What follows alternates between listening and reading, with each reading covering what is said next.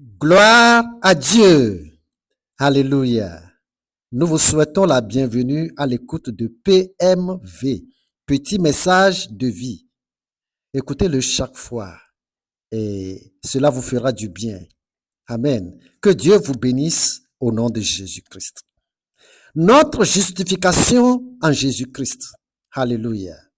Vous savez, chaque fois que je me souviens de l'œuvre de la rédemption de Jésus-Christ à la croix pour moi, vraiment, je tressaillis de joie dans mon âme. Pourquoi? Parce que j'ai trop péché. J'ai trop pratiqué et j'ai commis des péchés ignobles que même les tribunaux en place dans le monde n'accepteraient pas de tolérer. Même si je leur proposais toutes les richesses de la terre. Je ne le dis pas avec fierté. Mais en vérité, j'éprouve une grande joie à cause de Jésus-Christ qui seul m'a justifié et accepté pour un saint et comme étant égal à lui. Alléluia. Je fais remarquablement partie de la classe de tous ceux qui ont péché. Je dis remarquablement. Je fais partie de la classe de tous ceux qui ont péché. En Romains au chapitre 3, nous commençons avec le verset 23. Romains chapitre 3, verset 23. Car tous ont péché et sont privés de la gloire de Dieu. Alléluia. Voyons cela dans le verset 9 qui le dit plus clairement. Verset 9. Quoi donc? Sommes-nous plus excellents? Nullement. Car nous avons déjà prouvé que tous, juifs et grecs, sont sous l'empire du diable. Alléluia. Voyez-vous? Tous sous l'empire, sous le pouvoir, sous la puissance du péché. Ceci n'est pas une révélation au niveau du Nouveau Testament seul, mais plutôt c'est la révélation de l'état de l'homme en général et qui date de depuis la chute d'Adam dans le péché. Alors, tous sont coupables. Psaume chapitre 14 et le verset 3. Rapidement, Psaume chapitre 14 et le verset 3. Soyez très rapide. Verset 3.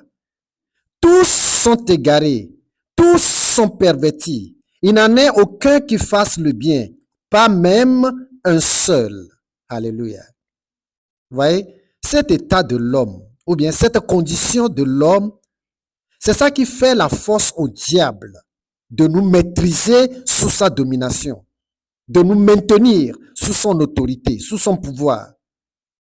Nous n'avons pas le choix entre sa volonté et celle de Dieu. L'homme s'est vendu au diable au prix du péché. Et maintenant, le moyen de s'en débarrasser devient impossible. Et le péché ne diminue pas en l'homme, mais plutôt va en croissant au fur et à mesure que les jours de l'homme se multiplient. Voyez-vous, c'est un grand mal. Et c'est le grand mal de l'homme, ou bien le grand mal en l'homme. Pratiquer chaque jour, inévitablement le péché, comme une obligation. Et c'est ainsi que l'homme se charge au jour le jour du péché, même jusqu'au nouveau-né qui en hérite, héritier de toutes sortes de péchés. C'est le lien de l'iniquité. Et ce lien devient intégralement la nature misérable de l'homme. La nature misérable de l'homme. Voyez comment l'apôtre Paul l'exprime en Romains au chapitre 7. Nous allons voir comment l'apôtre Paul, n'est-ce pas, pleure la condition misérable de l'homme. Romains chapitre 7, versets 23 et 24. Mais je vois dans mes membres une autre loi qui lutte contre la loi de mon entendement et qui me rend captif de la loi du péché qui est dans mes membres. Verset 24. Misérable que je suis, qui me délivrera du corps de cette mort. Alléluia. L'homme est vraiment très misérable. Malgré même sa fortune terrestre, il est misérable, il est pauvre, il est nu.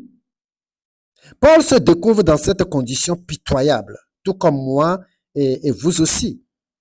qui nous délivrera du corps de cette mort? C'est-à-dire, qui nous délivrera du lien du péché, de l'adultère, du tabagisme, de l'alcoolisme, du lien, n'est-ce pas, de l'idolâtrie, de la sorcellerie et des pratiques magiques, du lien de la tricherie, de la méchanceté, du mensonge. Il y en a plein. Plein. Tout ça là sont des liens qui rendent misérable l'homme.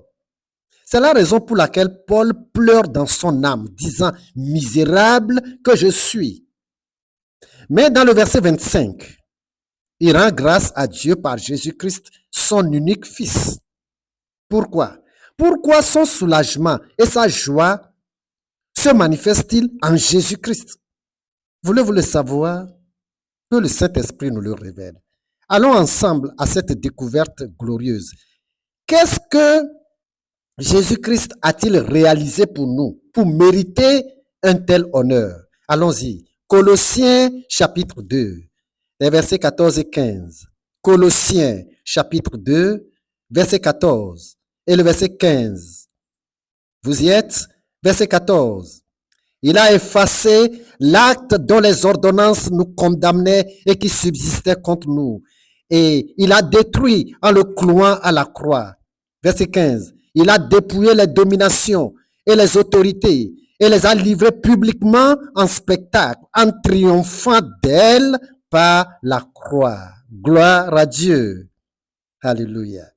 Vous savez, tout le dossier de nos péchés, le grand dossier contenant tous nos péchés, les péchés insignifiants et n'est-ce pas, les plus rouges. Vous savez, c'est par ce dossier que Satan nous affaiblit et nous condamne. Satan dit, attention, n'oublie pas, regarde tes avortements, regarde, vois tes crimes, regarde tes prostitutions, regarde tes idoles. Et c'est par tous ces péchés que Satan nous accuse devant Dieu et nous achète pour l'enfer. Mais Jésus-Christ, quand il était venu, il a effacé d'abord tous les écrits retenus contre nous. En quoi faisant? Il les a cloués à la croix. Puis ensuite, il renie publiquement Satan en démontrant qu'il est un nulard. Jésus a dépouillé Satan de ses forces. Alors la victoire de Jésus sur le diable est encore jusqu'à notre jour opérationnelle. Cette victoire réside dans son nom. Amen. Cette victoire réside dans son nom. Terminons avec Philippiens chapitre 2, les versets 9 et 10. Philippiens chapitre 2, verset 9.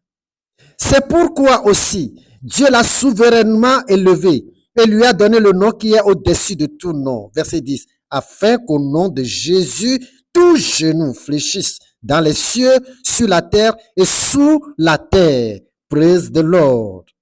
Alléluia. Voilà la grande œuvre que Jésus-Christ a réussi pour nous et pour moi, pour vous et moi, je voudrais dire. Alors, ne m'appelez plus pécheur parce que je ne le suis plus. Jésus a enlevé tous mes péchés. L'acte des ordonnances qui subsistaient contre moi et qui me retenaient captif à la loi du péché. N'est-ce pas? Ces ordonnances sont détruites à la croix. Gloire à Dieu. Je suis libéré. Je suis sauvé. Je ne suis plus coupable d'aucun péché. Satan le sait. Je suis dans la victoire jusqu'à ma mort.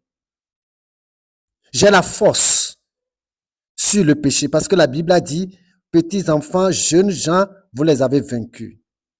Alléluia. Faites le pas vous aussi. Donnez-vous à Jésus-Christ, le seul moyen de vous libérer du péché, de vous libérer de la prison du diable. Faites le pas.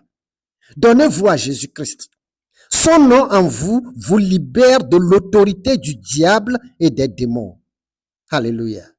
Faites appel à un fidèle pasteur et dites-lui, pasteur, je viens pour donner ma vie à Jésus-Christ. Et vous savez, ce pasteur a le devoir de prier pour vous et vous aider pour vous mettre sur la bonne voie. Alléluia.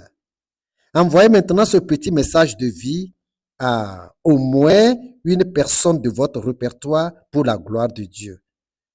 Je suis Séraphin Kofi Zozo. Que Dieu vous bénisse au nom de Jésus-Christ. Amen.